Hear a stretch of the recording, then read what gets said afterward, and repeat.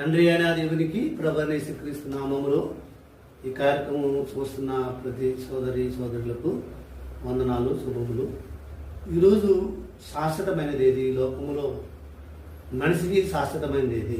ఏదైతే కంటికి కనిపిస్తుందో ఈ లోకము, చరాస్తిరాస్తులు, మనం సంపాదిస్తున్న ఆస్తి, లేదా కనపడుతున్న మనుషులు, ప్రకృతి, ఏదైనా ఈ లోకంలో ఏదైతే కంటికి కనిపిస్తుందో అదే శాశ్వతం అనుకుంటూ తన జీవితాంతము అహర్నిశలు కష్టపడి ఈ లోకంలో ఏదో సాధించాలి, ఏదో సంపాదించాలని జీవితాంతకాలము దేవుని మాటల కన్నా లోక సంబంధమైన విషయాలు ఆరాటపడుతూ లోకంలో అనేక మంది ఎలా ఉన్నారు, నేను కూడా అలా ఉండాలి, నలుగురు వెళ్ళే దారిలో నేను కూడా ఉండాలి, ఇదే శాశ్వతం అనుకుంటూ భ్రమలో జీవిస్తున్న అనేక మందికి ఈ మాటలు రాయబడ్డ పరమార్థాన్ని చెప్పాలని నేను తలస్తున్నాను.